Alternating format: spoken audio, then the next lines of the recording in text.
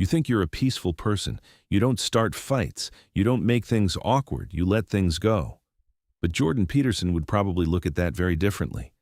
Because sometimes what we call peace is just fear with better manners. Sometimes you're not avoiding conflict. You're avoiding the moment where your real life would finally have to begin. Here's what nobody tells you about avoiding conflict.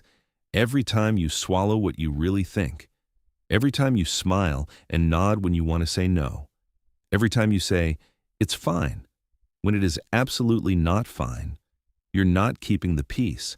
You're paying a price, and the longer you pay it, the more of yourself you lose. Peterson calls this one of the most dangerous patterns a person can fall into. Not dangerous like jumping off a cliff, dangerous like a slow leak. You don't notice it at first. You still go to work, you still answer messages, you still act normal. But something inside you is losing pressure. And one day, you look at your life and wonder why you feel so far away from it. Today, we're breaking down what Peterson means, why avoiding conflict doesn't actually protect you, what it really costs you, and why the conversation you're avoiding might be the doorway back to your own life. Peterson has a concept he calls the fog. When something bothers you, a problem in your relationship, a situation at work, something someone said, and you don't address it, it doesn't disappear. It goes into the fog. And here's the terrifying part. Things grow in the fog. That small thing your partner does that annoys you, you said nothing. 6 months later, you resent them, and they have no idea why. That boundary your boss keeps crossing, you smiled through it. A year later, you hate your job, and you can't even explain when it started.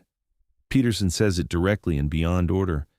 Do not hide unwanted things in the fog, because what you refuse to see clearly still shapes your life.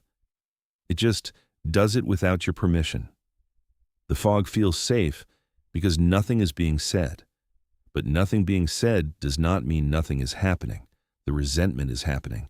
The distance is happening. The silent anger is happening. The slow disappearance of your own voice is happening. The fog isn't peace. The fog is where your life quietly starts falling apart. And if that sounds uncomfortable, Peterson's next point is even harder to hear.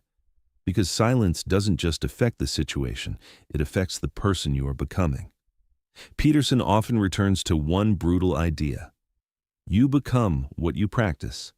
Every time you avoid a necessary conversation, you're not just avoiding that one moment. You're training yourself. You're building a reflex, a habit, a personality. You practice saying yes when you mean no. You practice shrinking when you should stand up. You practice disappearing when you should be present.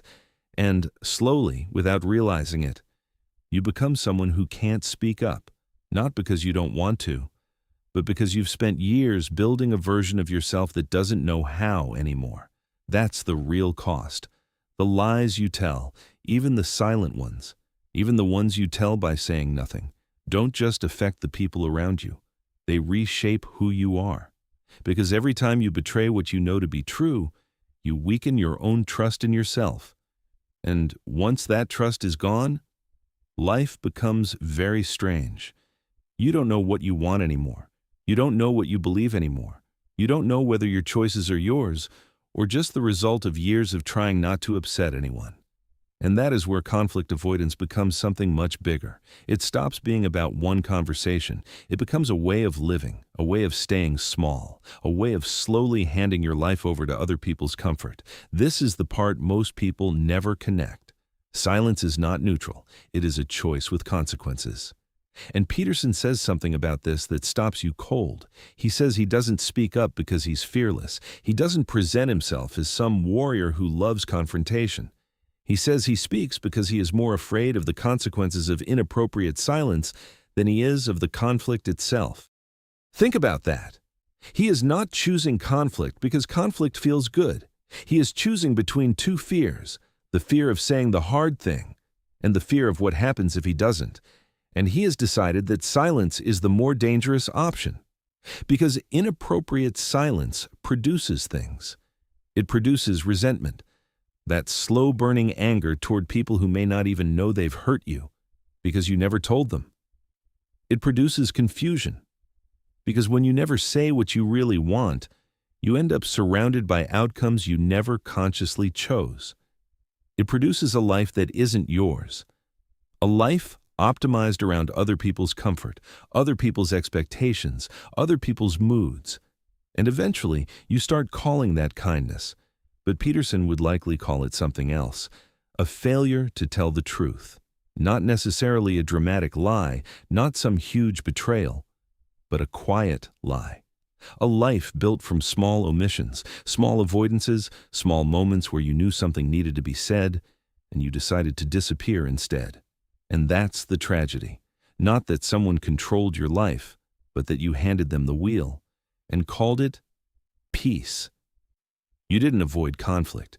You avoided your own life. So what does Peterson actually say to do? Not become aggressive, not start fights, not turn every disagreement into a battlefield.